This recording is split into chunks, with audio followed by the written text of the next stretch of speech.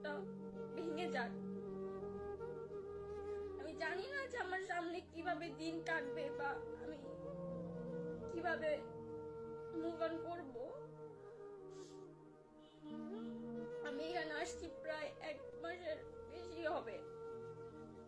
আমার এমন কোনো দিন যায় নাই যে আমি কান্না করে করে কাটাই নাই।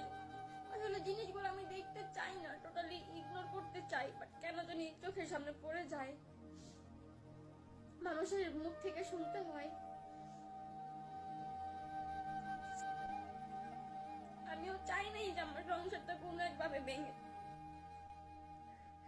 আমার সংসারটা ভেঙে যাক বা কিছু, কিন্তু মানুষ আমাকে এত ভাবে বদনাম দিতেছে যে জিনিসগুলো আমি আসলে করিই নাই। সেই জিনিসগুলো আমাকে বলা হইতেছে, মানে আমাকে এমন ভাবে প্রেজেন্ট করতেছে যে আমি। ওদের ডিভোর্সটা যেই কারণে হয়, তো মিম বিয়ের আগে এরকম অনেক রিলেশনশিপ করতো, অনেক মানে অনেক বলতে অনেক, একটা দুইটা না। তো ওই সব রিলেশনশিপগুলা খুবই ঘনিষ্ঠ, যেটা আপনারা হয়তো বা বুঝতে পারবেন। ফেসবুকে অনেক কিছু বলার নিষেধ, যেটার কারণে বলতে চাচ্ছি না, কখনোই চাইনি আমি এই জিনিসগুলো বলতে, বাট আজকে কোনোভাবেই পারলাম না, ভাবলাম যে বলা উচিত। তো অনেক ঘনিষ্ঠ রিলেশনশিপে ছিল, যেটা হয়তো বা লিজেন্ড যারা তারা বুঝতে পারবেন। তো ওই রকম একটা ভিডিও ওইটা নাজিম ভাইয়ের কাছে আসে, ওর একটা গোপন ভিডিও বা লিঙ্ক, যেটা আপনারা বলতে পারেন, যেটা আপনাদের কাছে ইজিয়েস্ট হয় বুঝতে। তো এটা আসছে, আসার পরে ওই ইস্যুটা নিয়ে ওদের মাঝখানে ঝামেলা। আর ওইটা আর ও যে ওই জিনিসটা করছে ওইটা ও নিজেও স্বীকার গেছে। তারপর ও এরকম অনেক কি বলবো, অনেক আসিল, অনেক মানে অনেক, একটা দুইটা না।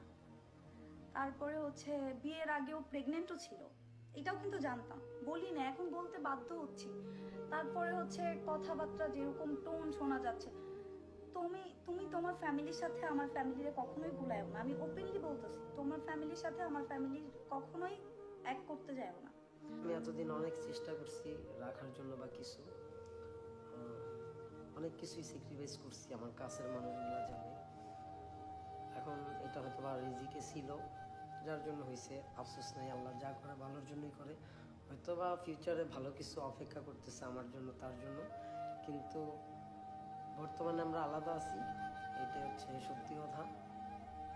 আর আমাদের একসাথে আর কখনোই ভিডিও আসবে না, আমরা আলাদা হয়ে গেছি, শেষ। এক কথায় হচ্ছে আমরা আলাদা আছি, এটাই ফাইনাল কথা।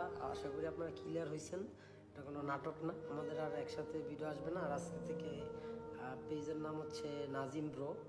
আমি কন্টিনিউ ভিডিও করব, বিজনেসের পাশাপাশি যখন ফ্রি থাকবো তখন অবশ্যই ভিডিও করব। আমি চেষ্টা করব ডেইলি ব্লগ করার জন্য, যদি আপনারা সাপোর্টে থাকেন, যারা